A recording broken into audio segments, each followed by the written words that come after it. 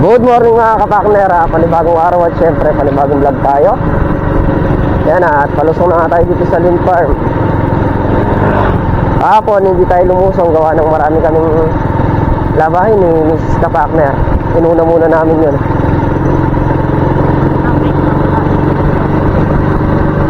Tapos sa totoo lang napig tayo ng ulan. Medyo malakas kasi yung ulan sa amin ng madaling araw. Akala ko umulan dito. Sabi ko wala namang ganong gagawin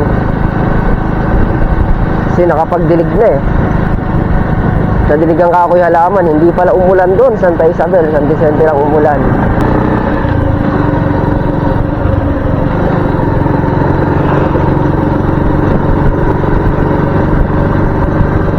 Ngayong araw din alam ko magpapatubig.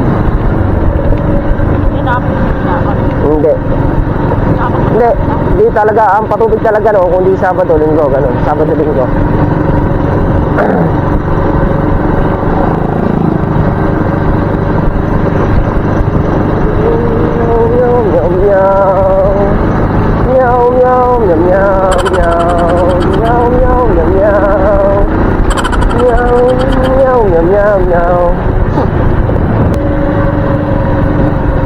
Look at her, you have a smile before the home for a while.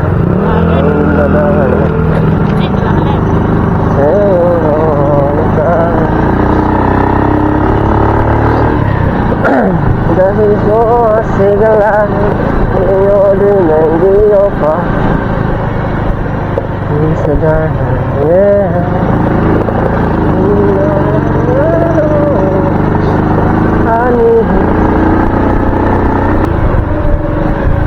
Hindi pa rin tapos itong nag-aquari na to.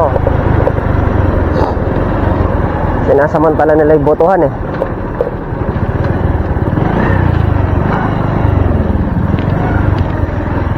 Sinasamantala nila para hindi sila mabawal. Namumuti yung kalsada oh. Yan sa tagulan yan, ala nang makakadaan na halos dyan. Tinan mo, lubak-lubak na yung kalsada oh. Hindi naman inaayos ng mga lintik. Dapat yung sagutin nila, inaayos nila yung pagkaganyan.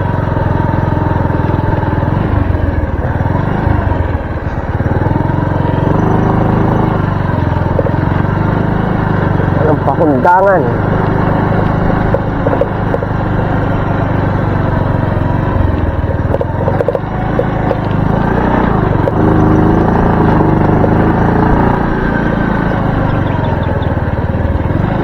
Ito muna tayo mga kapakner. Walang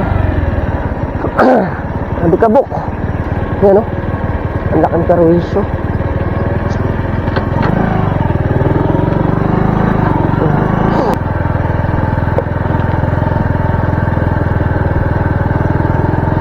Sira-sirang kalsada, sinira na nila, bibintang sa iba, yun ang sabi nila. Sirang-sira na ang kalsada, bigyan sanang tugon ng ating ngayon. Problema ay kakampi nila, kaya't go na lang, kahit na masira. Sira-sira na.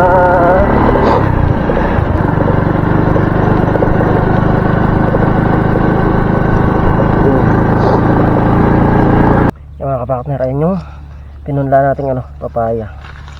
Ayan o, ang daming tumubo. Pag nagsila kaya niya, marami na yan. Maitatanim na natin dito sa may gilid. Ang lalaki bunga niya no. Didiligan lang natin.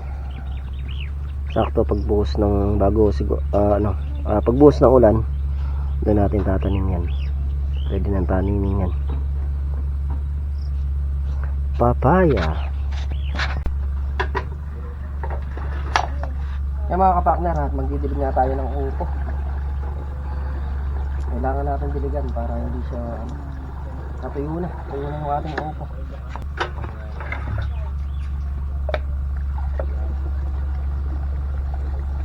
Sa init na yan, kailangan matyaga ka magdilig. Pagka di ka matyaga magdilig yan, walang mangyayari sa panilan. Kailangan tsatsagayin mo talaga.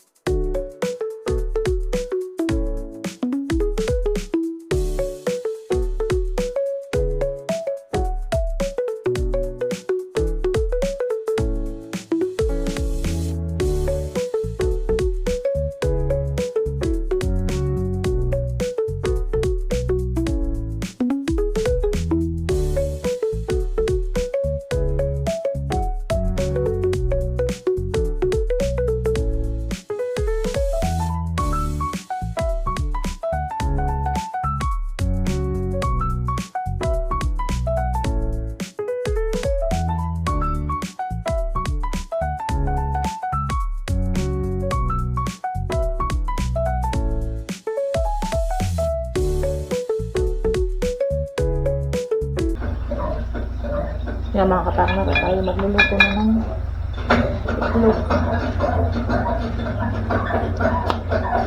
Itlog at tuyo.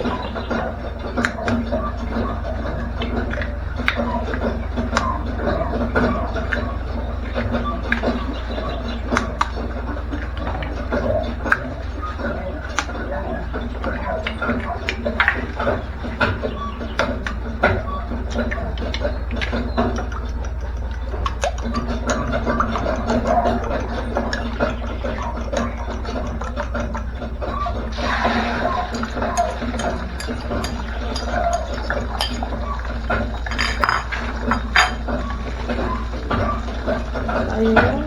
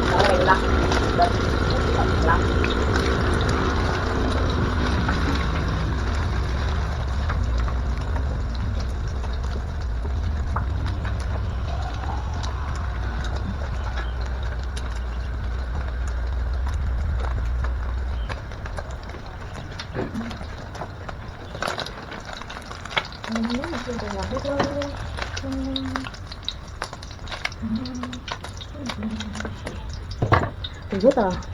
Toyota Innova.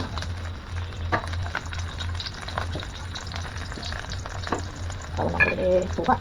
Magawa tayo ng suka mga kapatid. Ipaglalaraw mo ko hanggang sa tuloy ang mundo ang ating pag-ibig. Ang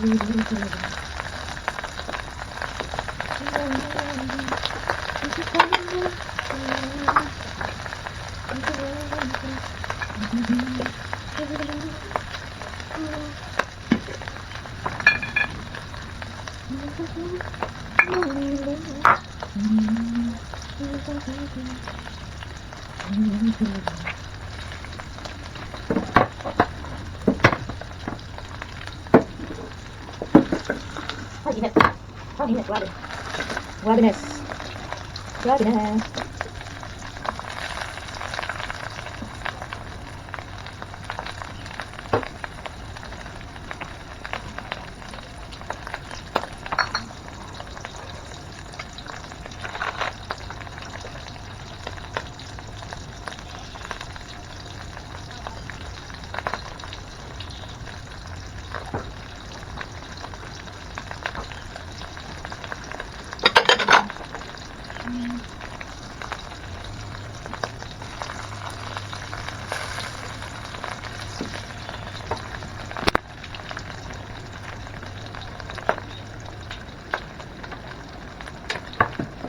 Luto na, mga kapakman. Luto na ang ating itlog at tuyo. Yan mga kapakner, at mayari na nga tayo magdilig ng upo. Sila naman nagpapataba saka nagpapatubig sa bayan. Yan ay mga bungo ng palaya.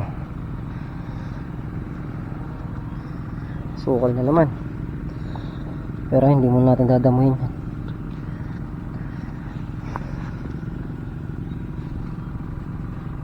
Yan, magbububong na lang. Tutuloy na lang yung bubungin dito, hindi pa tapos. Yan, yayariin na bubungin dyan. Tinatali nyo? Ay, hindi nyo tinatali. Mga kapakner, at magbububong nga tayo. Ano ba rin? Ba't magka-cross rin?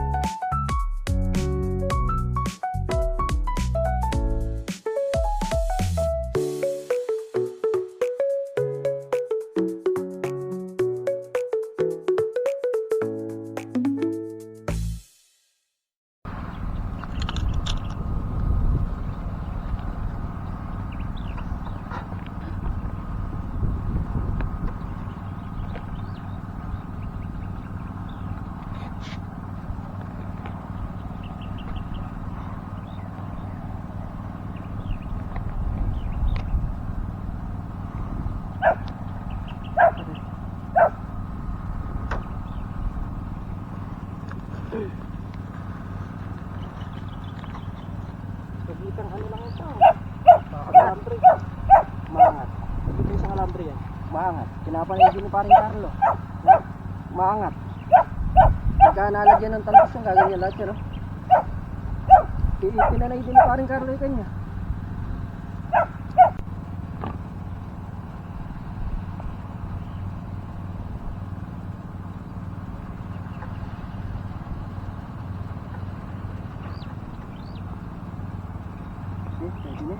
Yung mga kapartner, tumigil nga muna tayo sa paglalagay ng bubong. Bali, yung nandun na lang hindi nalalagyan, 4 na diretso yung hindi nalalagyan doon.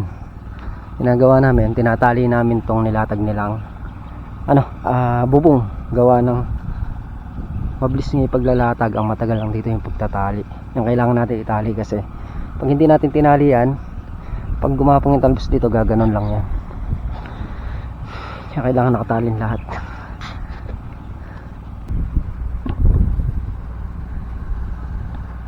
Sino nagtali dyan? Ikaw po? Wala.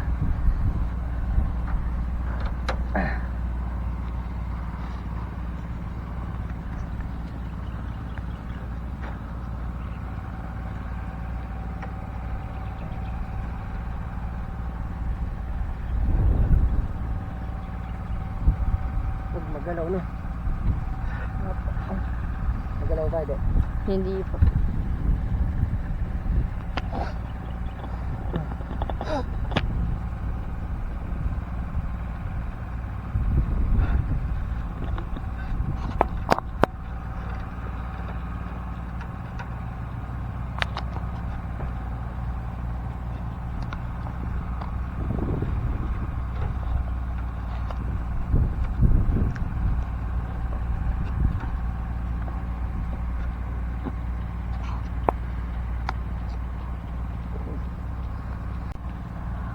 Okay na? Okay na.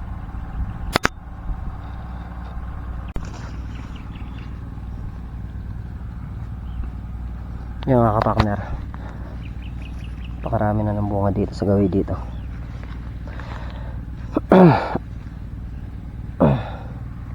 Papalaki na lang. Pagkaan niya, makakapitas na tayo dito.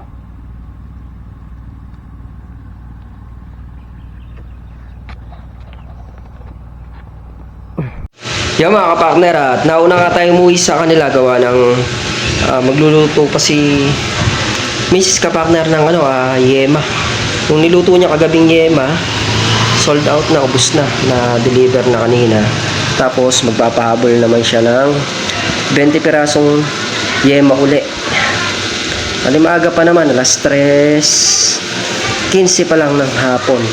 Kung kailangan natin umuwi ng maaga, gawa nga ng pagka mamaya pa nagluto si Mrs. kapartner, naabot na hanggang alas 10 ng gabi. Kaya sabi ko, agahan na lang namin uwi para makapagluto siya ng maaga, para mga alas 8, alas 9 yari na siya magluto.